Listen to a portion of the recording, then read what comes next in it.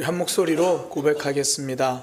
부활은 내가 다시 태어나는 시간입니다. 부활은 내가 다시 태어나는 시간입니다. 한 번 더 고백합니다. 부활은 내가 다시 태어나는 시간입니다. 부활은 내가 다시 태어나는 시간입니다. 시인 이문재 시인의 시 중에요, 집이 집에 없다라는 시가 있습니다. 이렇게 돼요.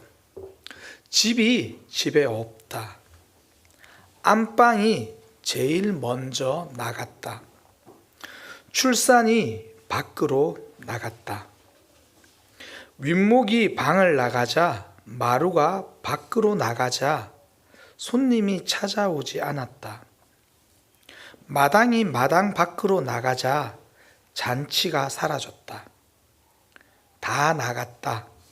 돌잔치 집들이, 결혼식, 진갑잔치, 팔순잔치, 병드니 늙으니 외로우니가 다 집을 나갔다.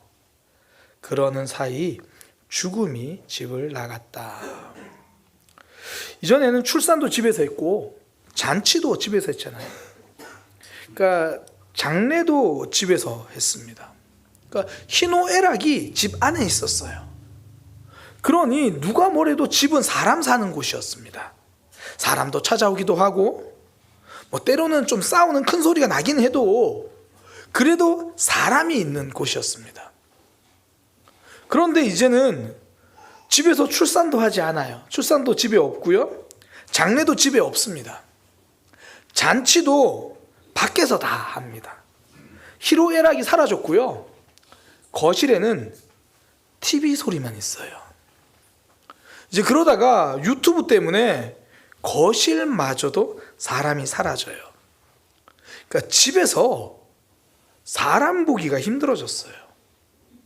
집인데 가족 만나기가 힘들어졌어요. 그러니까 집에서 가족들끼리 식사를 하기도 쉽지 않아요. 가족과 밥을 먹으려면 시간 약속을 잡아야 돼요. 오늘 저녁에 나가서 밥 먹자. 아빠, 왜 그걸 이제 이야기하는데? 미안. 그 혹시 선약 있어? 아니, 선약은 없어도 나도 내 시간이라는 게 있는데 미리 말해줘야지. 그래서 소고기 먹으러 가는데 안 갈 거야? 누가 안 간대? 그 말은 아니잖아. 그러니까 집안에 있어도 가족을 만나기가 힘들어진 삶이에요. 다 가족과도 약속을 다 잡아야 돼요. 그 중에서도 가장 만나기 어려운 사람이 누구냐면 나 자신입니다. 배우자들 간에 서로 남편은 있고 아내는 있는데 나는 없습니다. 누구 엄마, 누구 아빠는 있는데 나는 없습니다. 자녀들도 공부하는 학생, 취준생, 수험생은 있는데 나는 없습니다. 자녀들과 대화를 하면서 무엇을 좋아하고 무엇을 기뻐하는지, 부모님과 대화를 하면서 부모님은 어떤 삶과 무엇을 좋아하고 어떻게 살아가는지 나는 없습니다. 그러니까 집에서 나를 만나기가 너무 어려워졌어요.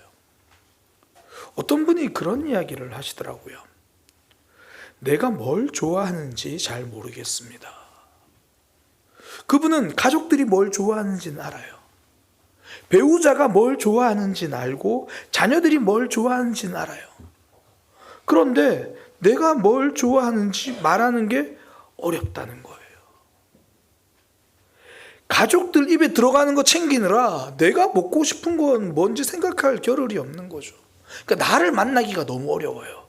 이건 집에서뿐 아니라 회사에서는 더욱이 내 모습으로 살아갈 수 없죠. 철저히 나는 다 사라지고 그냥 부품이 되고 그냥 직원이 되고 그냥 가게 주인이 돼서 그렇게 살아야 하잖아요. 그러니까 내 모습을 내가 만날 수가 없어요. 그래서 사람들은요, 자기 자신을 거울 앞에서 만나는 게 아니라 절벽 앞에서 만나요. 내 힘으로 어쩔 수 없는 커다란 벽을 만나면 그제야 내 삶이 멈추니까 나를 돌아봐요. 여기가 어디지? 나는 지금 뭐 하고 있지? 그 내 힘으로 피해갈 수 없는 거대한 벽을 만나면 그제야 내 모습 생각하고 내가 나를 만나봐야겠다는 생각이 들고, 베드로에게 예수님의 십자가 사건이 이 커다란 어쩔 수 없는 벽이었습니다. 그때 베드로는 자기 자신의 민낯을 보게 돼요. 이 십자가 사건이 있기 전에, 예수님이 십자가 지기 바로 전에 베드로에게 이야기하시고 제자들에게 말합니다. 내가 십자가를 지게 될 거고 너희는 나를 떠날 거다. 그때 베드로가 호언장담을 하거든요. 마태복음 26장 33절에서 35절까지인데요. 모두 주를 버릴지라도 저는 결코 버리지 않겠습니다. 그때 예수님이 다시 말씀하세요. 오늘 밤에 닭이 울기 전에 네가 나를 3번 부인하리라. 그때 베드로가 다시 말해요. 내가 주님과 함께 죽으면 죽었지 내가 예수님을 부인하는 일은 없을 겁니다. 본인은 그런 줄 알았어요. 그게 내 모습인 줄 알았어요. 그런 베드로가 예수님이 재판받으시는 자리에서 예수님을 부인하죠.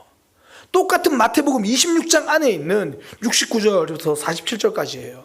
한 요종이 베드로 보고 말합니다. 당신도 예수와 함께 있던 사람 아닌가요? 베드로가 화들짝 놀라서 부인하죠. 아니, 이 사람 무슨 소리 하는 거예요? 생사람 잡지 마요. 난 당신이 지금 무슨 말을 하는지를 모르겠네. 그랬더니 또 다른 요종이 나중에 있다가 베드로 보고 다시 말해요. 이 사람 제가 봤어요. 저기 예수라는 사람과 함께 있었어요. 이제 베드로가 완강하게 부인합니다.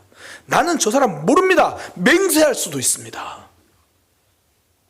잠시 후에 또 한 사람이 말합니다. 너 아무리 봐도 저 사람과 한패 같은데? 너 말투가 갈릴리 지역 말투잖아. 그러니 너 저 사람과 한패지. 그때 베드로는요, 자신이 하는 말이 거짓말이라면 저주라도 받겠다고 잡아댑니다. 내가 맹세하는데 지금 내가 하는 말이 거짓말이라면 나 천벌이라도 받을 수 있어. 나 저 사람 진짜 몰라. 그 말을 하고 나니 닭 우는 소리가 선명하게 들립니다. 오늘 닭이 울기 전에 네가 나를 3번 부인하리라. 그 말씀이 생각나서 베드로가 예수님을 봐요. 누가복음에서는 그 장면을 이렇게 말해줍니다. 누가복음 22장 61절 62절. 주께서 돌이켜 베드로를 보시니, 베드로와 예수님이 함께 바라봅니다. 주의 말씀 곧 오늘 닭 울기 전에 네가 3번 나를 부인하리라 하심이 생각나서 밖에 나가서 심히 통곡하니라. 예수님이 억울하게 재판받으시던 그 밤에 예수님과 눈이 마주친 베드로는요, 예수님의 눈을 본 게 아니라 자신의 민낯을 보았습니다.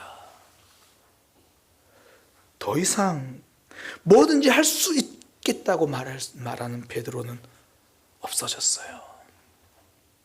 이 정도면 예수님 잘 따르고 있다라고 호언장담하던 베드로는 이제 사라집니다. 우리도요, 어려움이 없을 때는 내가 많은 것을 할 수 있을 것 같아요. 그런데 삶의 문제가 찾아오고 삶의 허무가 찾아오면 그렇지 않다는 걸 깨닫습니다. 베드로는 지금 한없이 약한 자신의 민낯이 드러나 버린 거예요.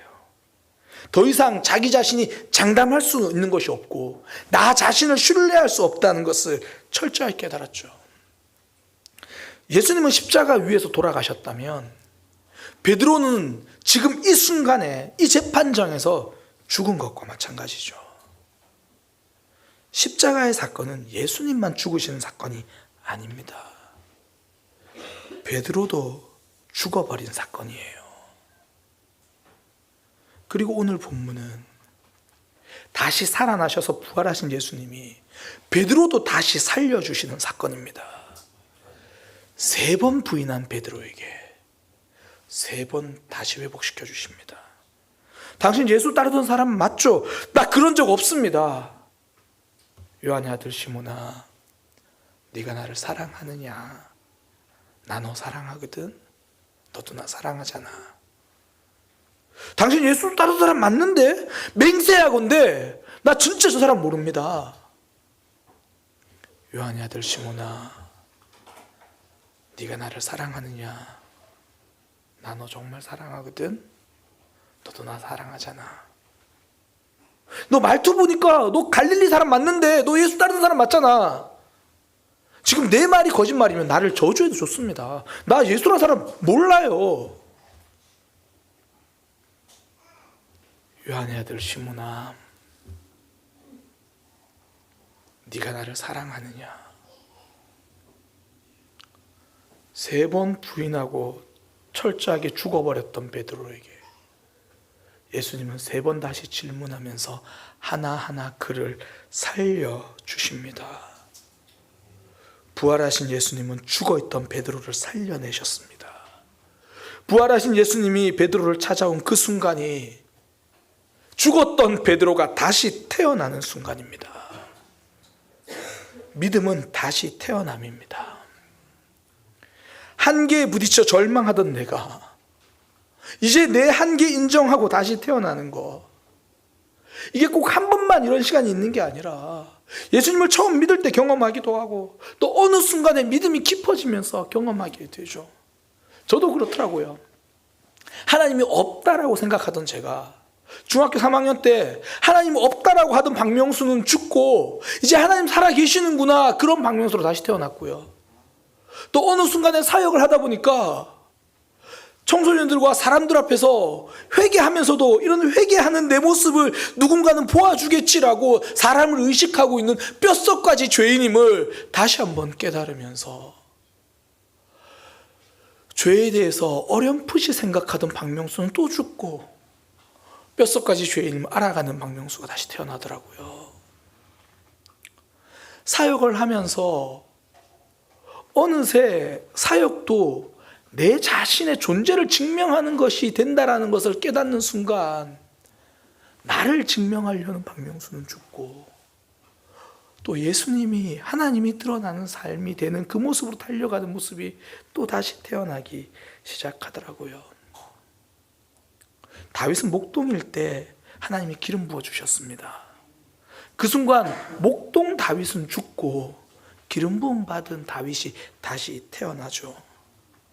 그 이후에 다윗은 정말 충성스러운 부하인 우리아의 아내를 범합니다. 그리고 나서 그 우리아의 아내, 자기의 부하의 장수의 아내인 바세바가 임신했다는 소식을 듣고 그걸 감추려고 부하를 불러요. 전장에 있던 부하를 불러서 야, 너 집에 가서 쉬어라. 아내와 동침해서 자신이 잘못을 숨기려고 합니다. 그런데 우리아가 얼마나 충성스러운지, 모든 군대가 지금 전쟁하고 있는데 저 혼자 집에 편히 쉴 수 없습니다. 저는 집에 들어가지 않겠습니다. 이렇게 충성스러운 사람이었어요. 다윗은 자신의 죄를 감추려고 군대 장관에게 편지를 씁니다. 가장 맹렬한 전쟁에 우리아를 보내서 죽여라. 그렇게 장수의 아내를 범하고 충성스러운 장수를 죽여버린 다윗은 자신이 죄인인지도 몰라요. 그때 나단 선지자가 찾아와서 그 이야기를 돌려서 말합니다. 다윗은 자기 이야기인지도 몰라요. 그러면서 너무나 자신만만하게 이야기합니다. 그 나쁜 놈은 죽어야 해. 사무엘하 12장 5절, 이 일을 행한 그 사람은 마땅히 죽을 자라. 그때 나단 선지자가 알려줍니다. 7절에 당신이 그 사람입니다. 다윗은 그제야 자신이 죽을 죄인임을 깨닫는 거죠. 하나님 앞에서 나는 죽어야 되는구나. 나는 이미 죽었는데 하나님이 죽음을 지금 유예해 놓으셨구나. 이제 단두대의 칼날이 내 목 바로 밑에까지 왔구나. 그때 다윗은 또 자신의 민낯을 고백합니다. 사무엘하 12장 13절에 내가 여호와께 범죄했습니다. 나는 죄인입니다. 더 이상 핑계대지 않습니다. 그때 하나님이 그를 살려주시죠. 여호와께서 당신의 죄를 용서해 주셨으니 당신이 죽지 않을 겁니다. 다윗은 사실 죽은 목숨이죠. 그러나 하나님이 그를 살려주십니다. 다시 태어남의 순간입니다. 우리가 오해하는 게요, 십자가는 죽을 뻔한 사람을 죽지 않게 해주는 것이 아닙니다. 이미 죄로 죽은 우리를 살려주신 사건입니다. 하나님과 단절된 것은 죽음입니다.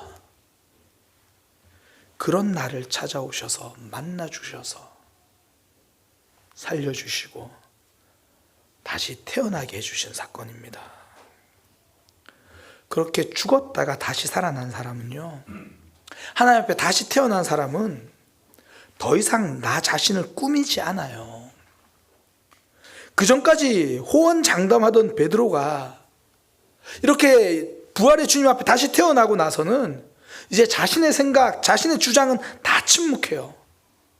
그 전에 베드로는요, 예수님이 무슨 말씀을 하셔도 항상 토를 달던 사람이에요. 모든 사람이 나를 부인할 거다. 예수님, 무슨 소리입니까? 저는 절대 그럴 일이 없습니다. 닭이 울기 전에 넌 나를 3번 부인할 거야. 예수님, 예수님 날 정말 모르시는데, 저는 그럴 일 없어. 전 아니에요.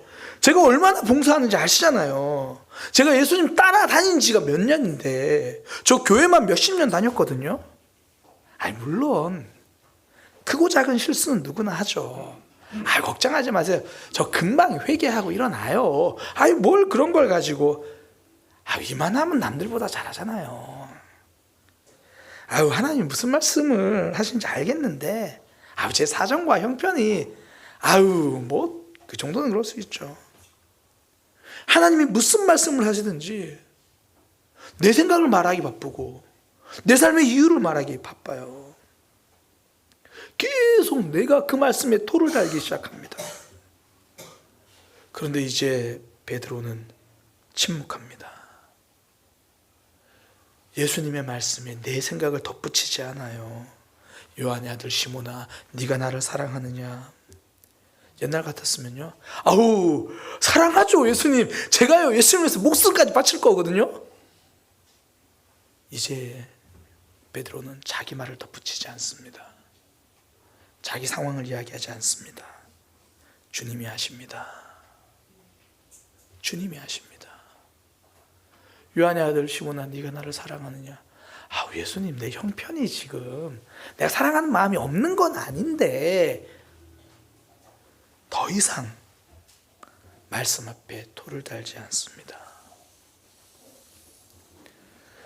내 생각, 내 모습 하나님 앞에 꾸미지 않고 있는 그대로 나아갑니다. 저는 이 베드로의 변화된 모습, 이 과정이요, 구약 성경의 야곱과 참 비슷하다는 생각이 들어요. 야곱은 아버지 집에 있을 때 자신을 속여요. 창세기 12장 18절 19절인데요, 야곱이 아버지 이삭에게 축복을 받아내기 위해서 찾아가거든요. 그때 이제 눈이 어두운 이삭이 물어요. 누구 왔네? 아들아, 너는 누구냐? 그때 야곱이 이렇게 말합니다. 네, 나는 아버지의 맏아들 에서입니다.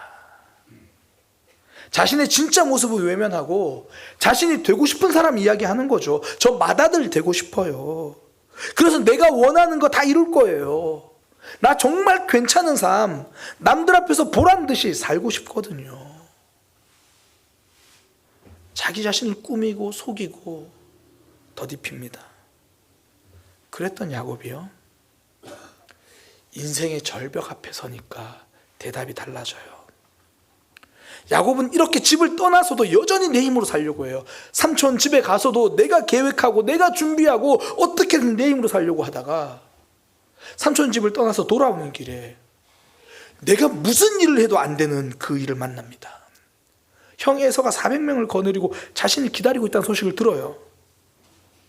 너무 무기력한 거예요. 내가 할 수 있는 게 아무것도 없다는 걸 깨달았습니다. 그동안 자신이 모았던 재산들, 이루었던 삶들이 그 어느 것 하나 자신을 구원할 수 없다는 걸 압니다. 그래서 하나님 앞에 서요.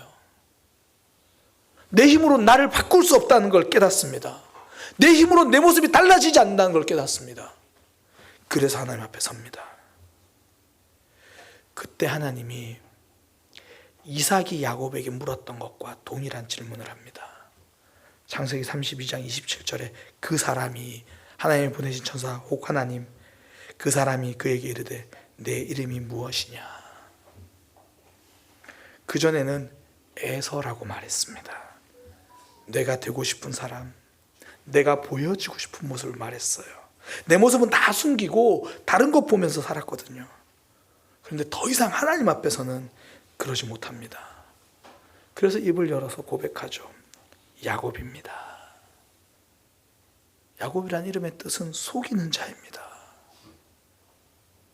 저 속이며 살아왔습니다. 저 맏아들 아닙니다. 형 발 뒤꿈치를 잡던 사람입니다. 남 부러워하고 시기하면서 그러면서도 아닌 척하고 대단한 척하던 그런 척하던 사람이었습니다. 하나님 앞에서 부끄러운 민낯이 드러나요. 새벽딱 울던 그 시간에 예수님과 눈이 마주쳤던 베드로처럼 하나님을 마주한 야곱은 더 이상 자신의 민낯을 숨길 수 없었습니다. 나는 사실 내 힘으로 살고 싶은 사람입니다. 나는 사실 사람에게 인정받고 싶은 사람입니다. 나는 이 정도밖에 안 되는 사람입니다. 아버지 이삭의 축복 기도는 거짓으로 받아낼 수 있었는데 하나님의 축복은 거짓으로 받을 수 없다는 것을 알았습니다.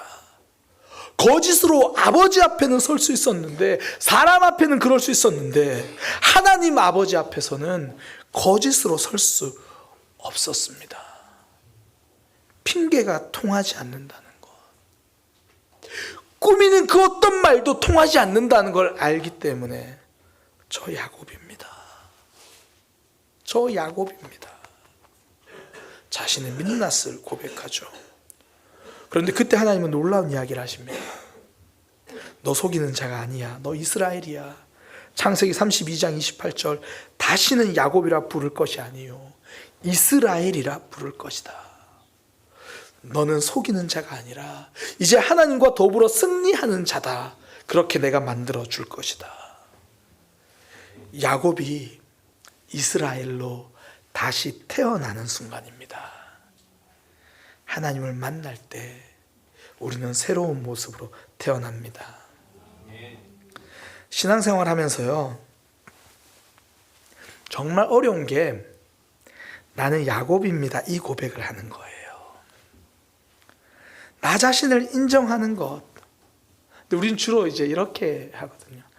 제가 야곱인 건 아는데, 그래도 맏아들 에서 같은 모습도 좀 있잖아요.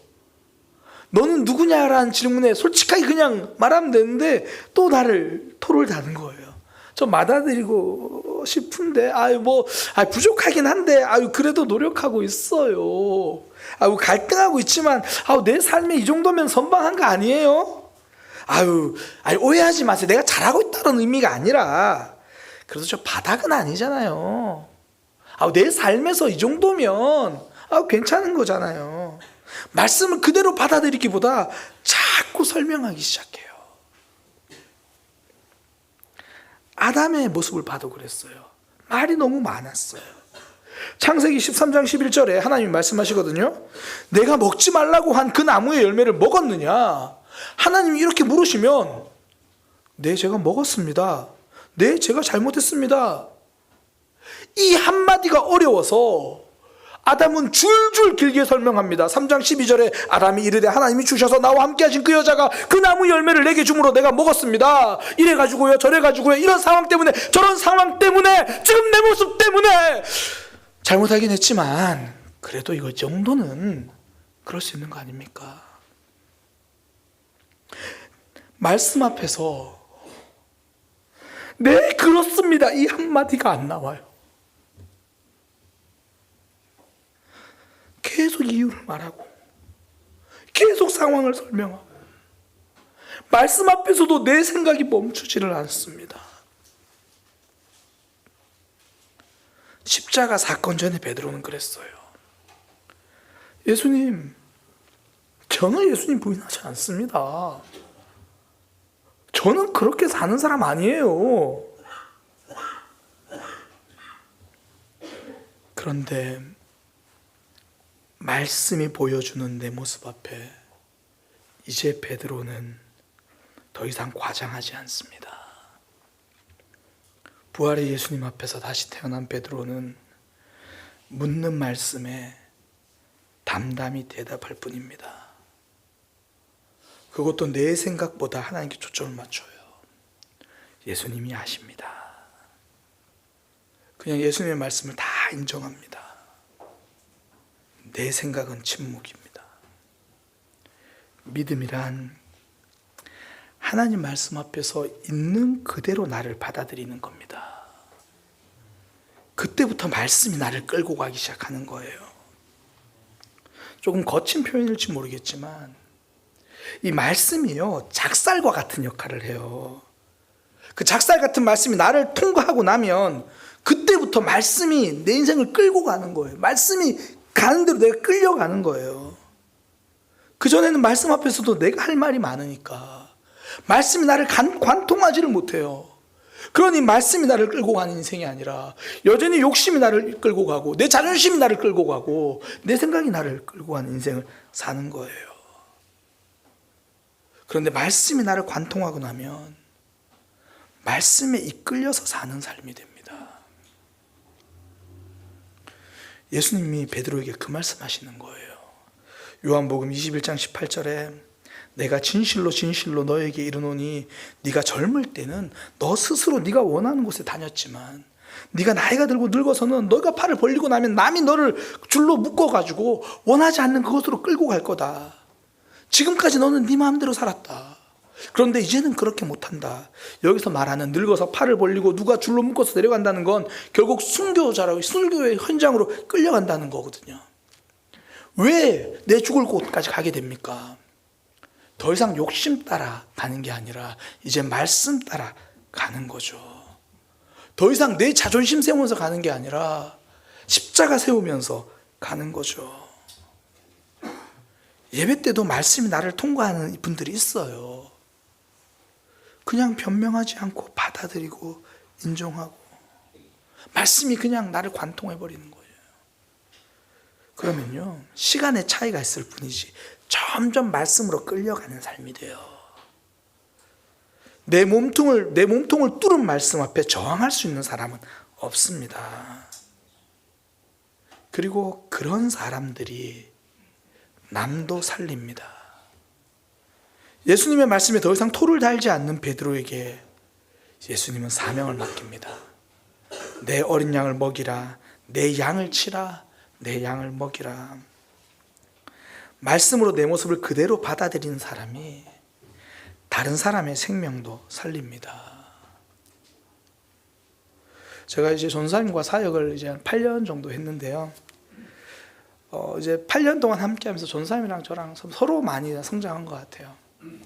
제가 처음 전사님 만났을 때 우리 전사님은 되게 성실한 사역자였어요. 성실한 전도사님. 그래서 청년들 앞에서 전도사로서 참 열심히 하려고 했어요. 그런데 2년, 3년, 4년 시간이 지나면서 성실한 전도사가 진실한 성도가 되어가더라고요. 청년들 앞에 내가 사역자니까 이런 모습으로 꾸미지 않고 하나님 앞에서 내가 만난 나의 민낯을 드러내면서 말씀이 나를 관통해서 나도 이렇게 꼬꾸라져서 그냥 뒹굴고 있다는 이야기를 청년들과 함께 뒹굴면서 하더라고요. 그래서 청년들과 함께 말씀으로 뒹굴면서 영혼이 살아나기 시작합니다. 예수님이 왜 그제야 베드로에게 내 양을 먹이라, 내 어린 양을 먹이라, 양을 치라고 말씀하셨는지 조금은 알겠더라고요. 반대로 예수님은요, 말씀이 나를 통과하지 않은 이들은 다른 사람을 살리는 삶이 안 된다고 말씀하십니다. 그게 마태복음 15장 14절이에요. 예수님이 바리새인들 보고 이렇게 말씀하십니다. 그냥 두라. 그들은 맹인이 되어서 맹인을 인도하는 자로다. 만일 맹인이 맹인을 인도하면 둘이 다 구덩이에 빠지리라. 말씀으로 나를 보지 못하는 맹인은 남도 살리지 못한다는 거예요. 내 영혼을 위해 우는 사람이, 내 영혼을 위해서 울 줄 아는 사람이 남의 영혼을 위해서도 울어줄 수 있습니다. 그때가 양을 치러 갈 준비가 되어 있는 시간이죠. 내 영혼 때문에 아파한 사람이요, 다른 영혼을 보면서 아파해요. 그러니까 아파본 사람이 아픔을 알아요. 그 언어의 온도 이기주 작가가 자신의 겪은 일을 그 책에 써놨어요. 그러니까 지하철 2호선을 타고 가는데 맞은편 좌석에 할머니와 손자가 앉아 있는데 자세히 보니까 꼬마가 몸이 좀 안 좋은 것 같아요. 할머니 손에 약봉지가 들려 있는 거 봐서는 뭐 병원 갔다가 오나 아버지 그 생각을 하는데, 할머니가 손자 이마에 이렇게 손을 대보더니 웃으면서 아이고 아직 열이 있네, 집에 가서 약 먹자. 그랬더니 이제 손자가 커다란 눈을 꿈뻑꿈뻑이면서 할머니께 대답하는 거죠. 네, 그럴게요. 그런데 할머니는 내가 아픈 걸 어떻게 그렇게 잘 알아요? 그때 할머니가 이제 손자의 머리를 이렇게 정리해 주면서, 그게 아픈 사람은 아픈 사람을 알아보는 거야. 더 많이 아픈 사람이 아픈 사람을 알아보는 거야. 하나님의 말씀 때문에 내가 많이 아파본 사람은 너를 정죄할 시간이 없습니다. 다른 사람에게도 쉽게 정답을 말하기보다 기도를 먼저 선택하죠. 바울은 진짜 똑똑한 사람이었거든요. 그런데 남을 정죄하지 않아요. 이게 많이 보는 사람, 많이 아는 사람이 정죄하지 않기랑 참 어려워요.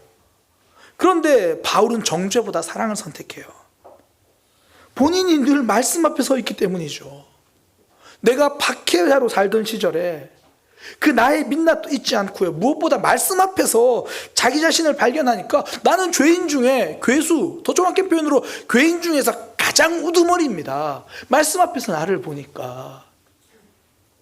그러니까 남을 정죄하기보다 연약한 모습 품으면서 세워가죠. 믿음은 내가 하나님 앞에 바르게 서는 겁니다. 그리고 그것을 넘어서 혹시 내가 누군가를 세워갈 수 있다면, 내가 누군가를 살릴 수 있다면 그 얼마나 귀한 일입니까? 그 일은요, 말씀을 많이 아는 것보다 더 중요한 것, 말씀으로 내 모습을 많이 만나는 겁니다. 그때 생명이 흘러가게 돼 있어요. 부활의 예수님을 만나고 다시 태어난 베드로는 더 이상 말씀에 토를 달지 않습니다. 그냥 침묵하고 다 받아들여요. 그때 예수님이 양을 맡깁니다. 말씀을 받아들이는 그 사람이 생명을 살릴 수 있는 사람이기 때문입니다. 말씀을 정리하겠습니다. 예수님이 십자가에서 돌아가신 그 사건, 그때 예수님만 돌아가신 게 아닙니다. 베드로도 그때 그의 마음이 죽어버렸죠. 그리고 부활하신 예수님은 베드로를 찾아와서 다시 살려주세요. 베드로가 다시 태어나는 시간입니다. 그렇게 자신을 민낯을 마주하고 죽었다가 다시 태어난 베드로는 이제 말씀을 그대로 인정하고 받아들이는 사람이 됐습니다. 그 삶의 핑계는 사라지고 말씀 앞에서 자기 주장을 하지 않습니다. 그때부터 말씀에 이끌리는 삶이 되고 다른 사람을 살리는 삶이 되죠. 우리도 살다 보면 절벽 앞에 설 때가 있습니다. 내 한계를 만나면 그때 나의 민낯을 드러내고 다시 부활의 하나님 앞에서 태어나야 할 그런 시간입니다. 우리를 찾아와 오셔서 날마다 새롭게 태어나게 해주시는 그 하나님을 붙들고 살아가는 저와 여러분이 되기를 소망합니다.